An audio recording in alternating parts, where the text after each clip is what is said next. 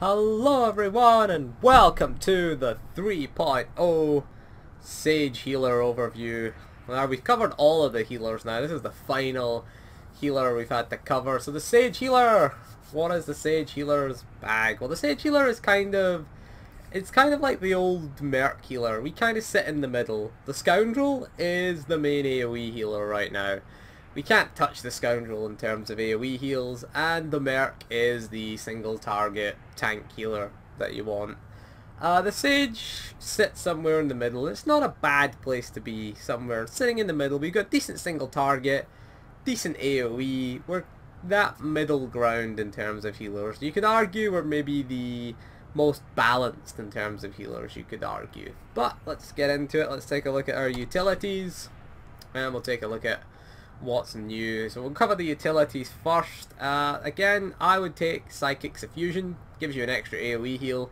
Force Waves heals you and up to 7 of your allies. It doesn't heal for a lot, but again, an extra AoE heal is pretty nice. Bear in mind we have 2 AoE heals on top of this heal, so we got 3 AoE heals now. Wandering Mend is our new ability, but we'll discuss that later on. Upheaval Project has a 50% chance to throw a second chunk of debris, does 50% of the original damage. Yeah, not really. We're not going to use this for raiding again. It's not really what we want. Damage reduction, 3%. Nice, improve our survivability. Pretty much a no-brainer. That's alright for questing. Upheaval's alright for questing, but doing group content, not going to do it. Tectonic Mastery, same as Upheaval, good for questing, not so good in raids. We shouldn't be relying on the healer's damage in a raid, so getting the damage dealt increased by Force Quake by 25%. I'd rather survive as a healer than deal damage. If we have to deal damage, then the raid is going bad. It's a poor raid. The DPS should be enough to kill things. We shouldn't be relied upon to kill things. Next one is Pain Bearer. Increase all healing received by 10%.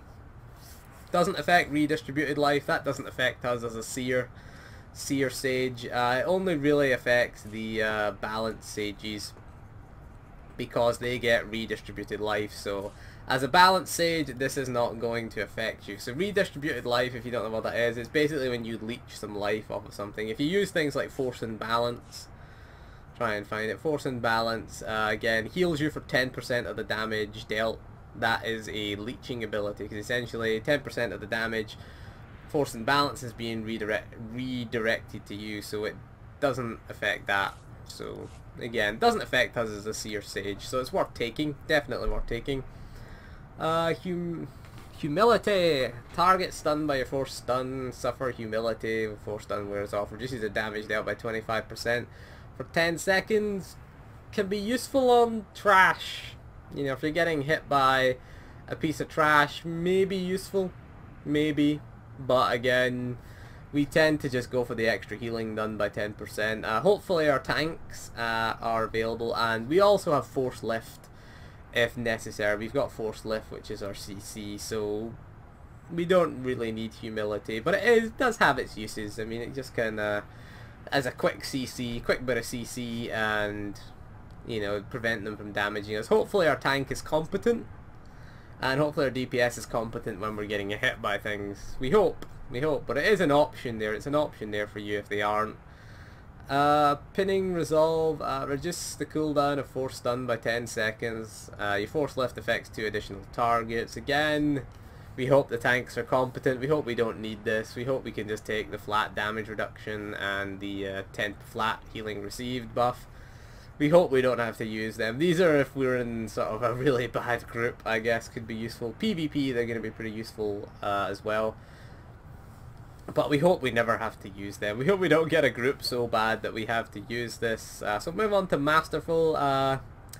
Blockout is kind of useful as well. Activating your Cloud Mine grants Blockout, which again increases our damage reduction by 25% for 6 seconds.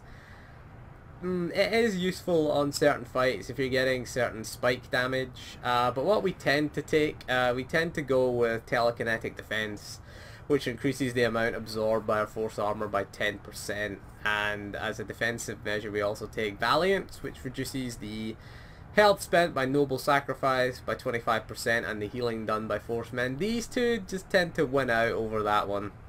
Blockout, it does occasionally have its uses, but these two just tend to be a bit more reliable.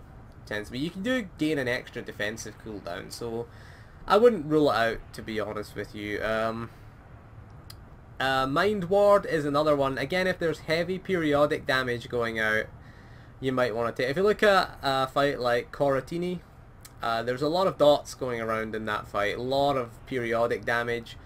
Could be useful in that fight. We look at that again and say reducing all periodic effects by 15% is pretty nice. Again for PvP, because a lot of people play dot spec. You can just neutralize some of the dot damage that you get. Egress is another one that we're going to want to take. Again, certain flashpoints that we're going to need. I just did Legacy of the Rakata today. I took Egress for that. Pretty useful for again if you're doing the first boss. Your force speed removes all movement impairing effects. So again, you can cleanse someone else. You can use your restoration to cleanse a friendly target, and you're not left with the cooldowns. It's a 14-second, no, 11.2 should I say. It costs 14 force. It's 11-second cooldown, whereas you've got two methods of removing movement impairing effects, one on yourself and one on another target. It is pretty useful for that boss. Force armor, you place it on yourself, erupt in a flash of light when they blinding up to 8 nearby targets for 3 seconds. Again, we're assuming we're getting hit by a lot of melee things. Again, it's very situational. We'd rather just have the flat reduction, to be honest with you. Force wave roots the target for 2 seconds. Again, PvP only. We don't really want that. We'll move on to heroic. I like force mobility. Turbulence, healing, trance, force serenity can be activated while moving. Pretty nice actually. It gives us that little bit of mobility, because there are fights where we have to get out of things. If you look at, so healing trance is our channeled ability. So it channels for 2.23 seconds. So say we're healing Chem here. Chem's our tank. We start channeling and oh, we get a red circle under us. We can just move and keep healing that tank. So again, it keeps our gives us good single target healing. Pretty nice actually, because we don't want to interrupt that channel, because it is quite a good ability, healing trance. So it is nice to be able to use it on the move. The other thing I take is Life Ward, or Force Armor, Force Barrier, and Enduring Bastion. Heal us for 2% of our total health every second for as long as they last. It scales up to 8%, so they can actually, if you, again, you get charges of Enduring Bastion when your Force Barrier wears off. So again, it is nice to just keep you alive. Bear in mind that Force Armor will absorb damage as well, so getting it to absorb damage and heal you at the same time is pretty nice. Anything else we want to take? Mental Alacrity, Metaphysical Alacrity. Mental Alacrity increases our movement speed. Again, maybe Force Speed lasts half a second longer, and when Force Barrier ends, the active cooldown of Force Speed is finished. If there's a lot of fights where we have to get out of things quickly, could be useful. It could be very useful again, because it does increase our mobility. Mental Alacrity gives us what, 20, what is it, 10% or 20%? It's 20% Alacrity. 20% Alacrity and immunity to pushbacks and interrupts. Pretty nice Mental Alacrity, but again, giving you that Force Speed lasting longer, and when Force Barrier ends, the active cooldown of Force Speed finishes. Useful. It does have its uses in PvE. Reduce all mental defense, reduce all damage taken while stunned. If we are getting stunned by certain bosses, I would take that as well. We're thinking again about the bonus boss on Korriban. That bonus boss on Korriban that does the choke. Again, you're stunned throughout the duration of the choke, so 30% less damage is actually quite handy. If you can't get Life Ward up, if you can't get your barrier up, because sometimes you if you mistime it, then I would take Mental Defense for that boss. We could also Forced Haste. Not really, to be honest with you. Reduce the cooldown of Force Speed by 5 seconds, Force Slow by 3 seconds, and Force Barrier by 30 seconds. doesn't really have its uses. We tend to take metaphysical alacrity, maybe would be the better one to take over forced haste. Again, for getting out of things, your regular force speed should be enough. We tend to take this when we did telekinetics, because again it did give us those instant cast, well, not disturbances, what were they called again? Telekinetic burst. It gave us those instant casts, so we took it then, but nah, not really for healing. Targets confound, targets affected by weakened mind are slowed by 30%. Again, not very useful, really. We will use weakened mind a lot as a healer. We tend to just throw dots up when there's nothing going on. But Life Ward we are going to take, definitely. Containment, Force Lift breaks early, the target's stunned for 2 seconds. And Force Lift activates instantly, so not really the best thing. PvP maybe if you want some CC, but again I tend to go with Force Mobility and Life Ward, maybe thinking about Metaphysical Alacrity if we have to move out of things, and again Mental Defense if we're taking damage taken while stunned. So again, for certain bosses things are certainly useful. So what's changed in this class? Well, the big change is our new heal, Wandering Mend. Places a mending force on a friendly target, heals them for a bunch of health, and the next time they take damage, the next time they get hit, basically, after taking damage, the Wandering Mend travels to, it travels up to 4 targets within, 4 targets. It can only be placed on 1 target at a time, and it will jump around. It is a little bouncing ball that jumps around and heals the targets. It's quite a nice AoE heal, actually. Anything else new? No, this wasn't new. This was in the other patch. Mind Crush, Disturbance, Deliverance, and Salvation grant Altruism, which makes your next Benevolence activate instantly and consume no force. Pretty nice, actually, this one. It's quite nice. Mind Crush we are going to have on the target generally a lot of times. That's Mind Crush there. So we're going to have Mind Crush. Generally you want to put that on. You want to put that on. That and Weaken Mind, just because it's a nice little bit of damage that we can get out. You know, those times when there's nothing really, there's not a lot of damage going out. And it does give you a healing benefit because it gives you Benevolence. As an instant cast again, and no force as well, which is nice. Also we also get 600 force as well as standard. Now that's pretty standard. Now so let's get into our, we don't talk about healing as a rotation, we talk about healing as a strategy. Our main cooldown that we're going to keep an eye on is Rejuvenate and Force Armor. Force Armor and Rejuvenate, you want to try and keep Rejuvenate on the tank. Generally you want to be using this on cooldown. It doesn't do a lot of healing, does a little small hop over 15 seconds.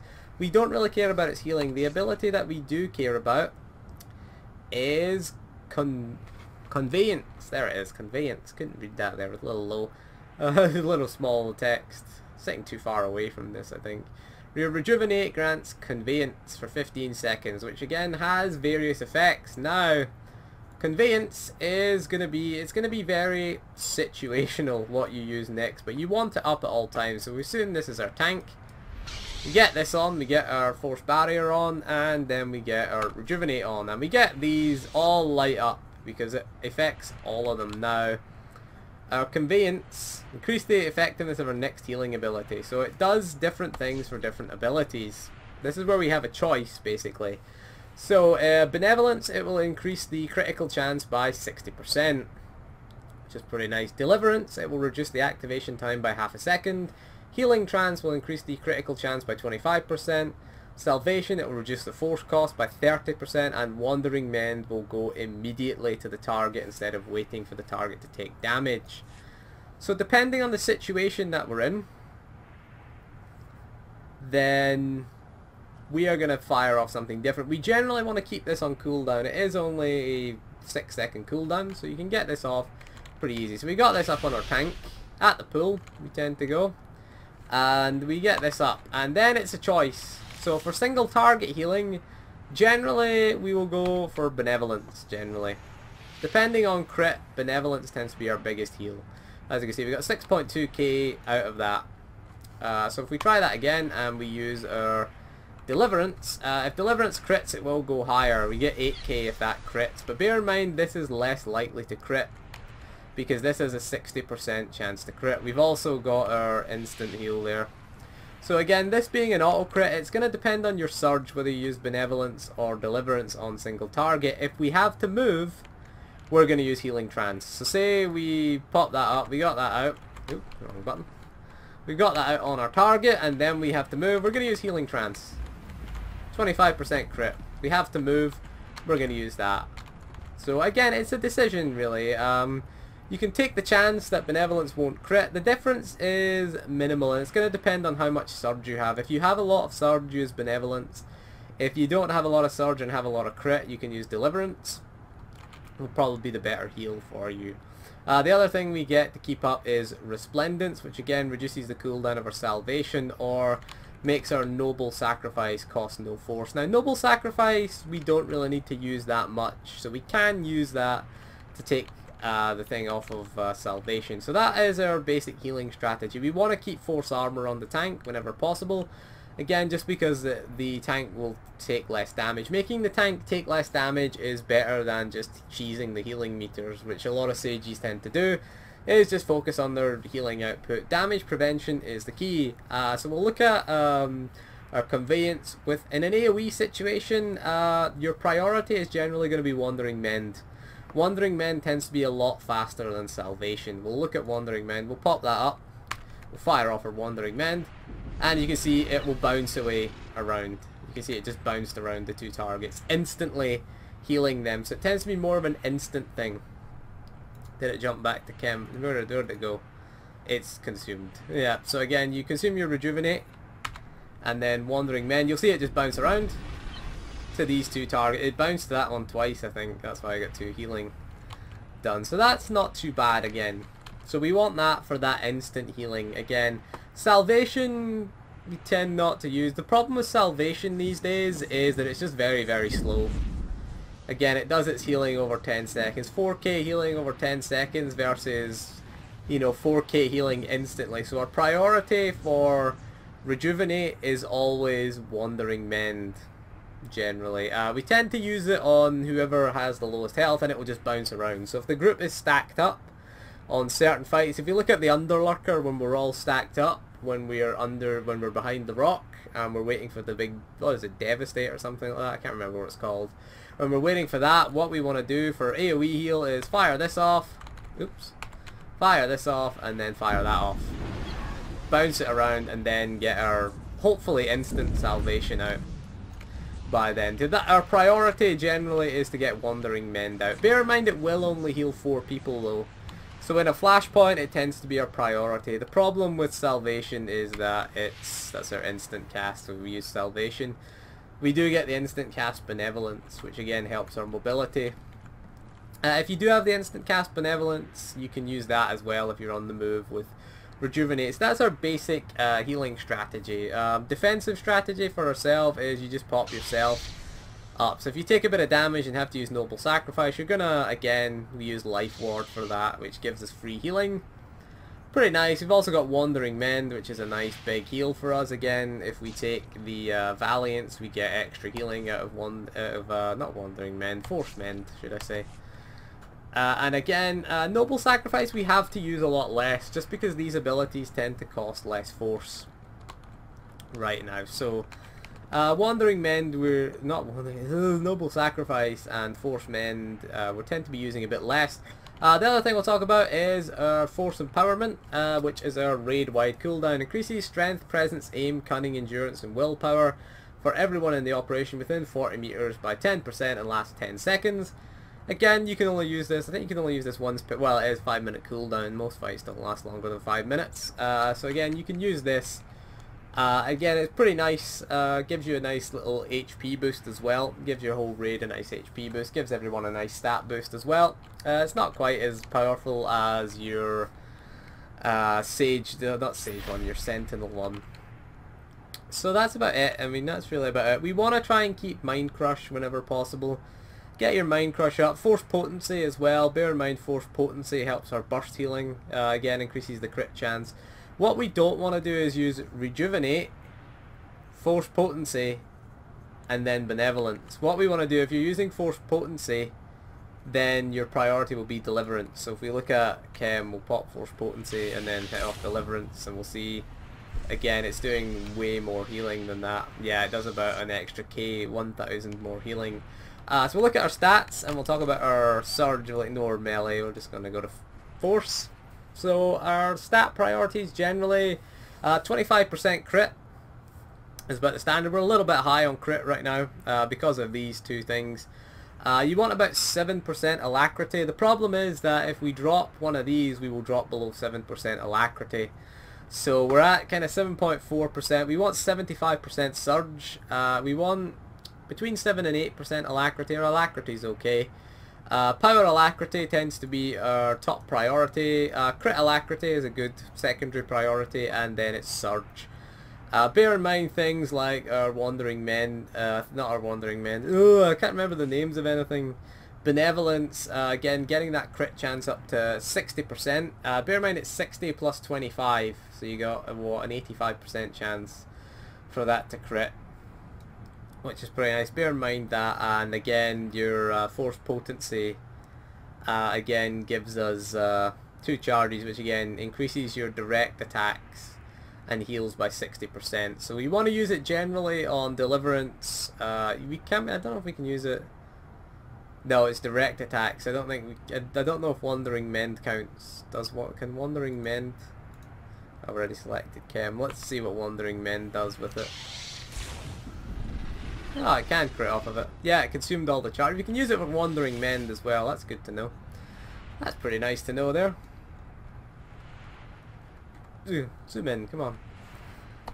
Wonder why I wasn't zooming in there and then decided to zoom in and zoom out. So again, yeah, Wandering Mend can proc off it as well, which is pretty nice. Yeah, so our stats, 25 crit, about 75 surge. So the problem with, we could drop one of these Force Healers Motivators for Power Surge. However, we are going to drop back. We are going to drop to like 6% alacrity, as you can see. We dropped to 6.3%, which not good. We're still at 25% crit, so if we replace that with a Power Surge, it will give us a bit more crit than the 25, but I would suggest going with the... I'd rather be 1% over on the crit than 1% down on alacrity, put it that way, because again, just gets those cooldowns off faster, gets that channel of our healing trance off a lot quicker, again having that alacrity. So I kind of like the stats the way they are, pretty decent actually. It's just a case of scaling up that surge essentially. So Power Surge will be our priority. We do have Power Alacrity, Crit Surge. Yeah, we probably want to drop one of these and swap it for Power Surge, really. So that the goal will be to drop one of these two. We've got 192, 192. So again, our goal will be just to drop. Probably going to look at dropping the implant if we can just get our alacrity up. So if we get this, maybe an upgrade on these couple of things, although we've got a few 192 power alacrities right now. Yeah, most of them are 192. So we'll be looking at 198s essentially. That's still 186 on the main hand. That's Power Surge. And just so we can drop this crit alacrity implant and go for Power Surge. Again, we could also take the other 192 Force Healers implant. Again, so that we can get the Force Lords one, basically. Because the Force Lords one is Power Surge. So that's going to be our goal for this class, is to just keep that alacrity up and drop that crit. And replace it with Power Surge, which again is going to be an overall improvement. We're not doing too badly with this spec, to be honest with you, in its current form. But we're not fully optimized yet. There's still a little bit of a way to go with this. We want a bit more power, we want a bit more surge. And I know, I am aware, someone pointed out to me, oh, it's not showing up. This is actually the Shadows set bonus gear, but it's not showing up because it's bugged. So anyway, yeah, it's like someone, why have you got the Shadow set bonus thing? It's like, it's just, A, it's just one piece. B, it has power in it. You know, and C, it's a lot better than the 186 one, because you can see it's 192. So that's why I just use it. And I'm not progression rating on this character. I'm not doing progression ops, so I don't really care to be honest with you, so I don't really care. So of course our augment priorities are just going to be power. Because we're at 26% crit, then we're just going to go for power augments generally. Is going to be the general thing. Because again, willpower will increase our crit more, and that's going to be the thing that we're going to want. We don't really want to increase that crit chance. We want to be able to drop that. If we drop that, it will take us down to 25% crit, and that's fine. But the alacrity we need, because I tried it without it. I have tried it with one of the other the Force Lord. I was gonna say targeters. I always think about targeters things when I'm doing this, so I always think about the smuggler because my main's a smuggler, so I'm kind of looking at that. So anyway, that is all for this video. Thank you for joining me. We will do a comparison video. We'll compare all the healers. We'll talk about all three of them and their strengths and their weaknesses. So that is all for this video. Thank you for joining me, and I'll see you again soon. Goodbye.